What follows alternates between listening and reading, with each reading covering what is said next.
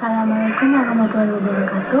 Alhamdulillahirrahmanirrahim. Wassalatu wassalamu ala asrofil anbiya wal mursalin wa ala alihi wa sahbihi azmin. Amma ba'd. Anu utama jeung anu paling diutamakeun hayu urang sasarengan panjatkeun puja sareng puji syukur ka hadrat Allah Subhanahu wa taala di mana anjeunna tos ciptakeun 7 lapis langit tanpa tihang sareng 7 lapisan bumi tanpa gantungan serta orang teh kedah bersyukur kusabab aranya tos dipasihan kesehatan serta tong pernah kufur kana nanoe anu tos dipasihan ku Allah Subhanahu wa taala.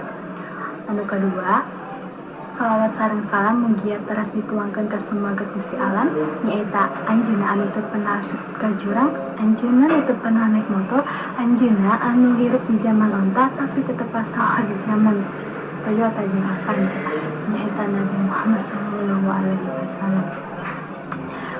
Anu dipihormat Bapak Ketua DKM Masjid sareng Bapak Camat, anu dipihormat para sesepuh serta khilaf ka para hadirin nu tos nyempetkeun waktuna kangge datang ka acara nu mulia ieu.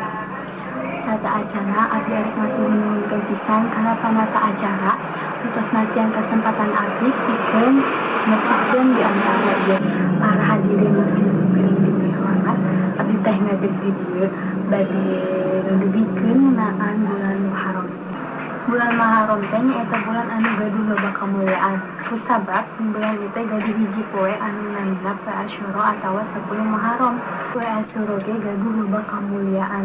Ari urang dimanfaatkeun jeung beramal soleh, puasa, zakat, maka Allah bakal masihan ka urang kamuliaan anu seueur.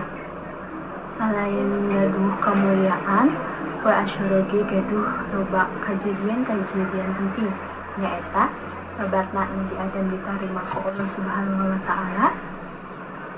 Kapal Nabi Nuh ngadarat di Gunung Judi pas banjir ageng datang. Nabi Ibrahim diselametkeun ti seuneu nu ngabakarna. Nabi Yusuf sareng Nabi Yakub teh katinu saatos dipisahkeun salami 40 tahun. Allah Subhanahu wa taala ge nyageurkeun Nabi Yakub ti butana. Nabi Yunus dikeluarkeun ti patuangan laut. Dikeluarkeunana Nabi Yusuf alaihissalam ti sumur saatos diceburkeun ku dulur-dulurna. Sebenarnya mah masih seueur kajadian-kajadian anu aya di poe Asyura teh.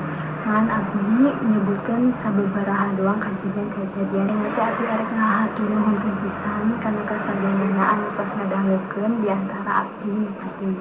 Cekap sakit wae di antara ti abdi, hapunten bila aya kalepatan kana cariosan atawa nu sejenna. Ya abdi cuman manusia biasa anu teu luput ti kasalahan sareng dosa. Dia orang sadayana dipasihan kesehatan ku Allah sareng dipanjangkeun yuswana. Mugia Indonesia bebas ti virus corona ambil orang bebas ka mana-mana sareng bisa sekolah kos kieu deui. Wabillahi taufiq wal hidayah. Wassalamualaikum warahmatullahi wabarakatuh.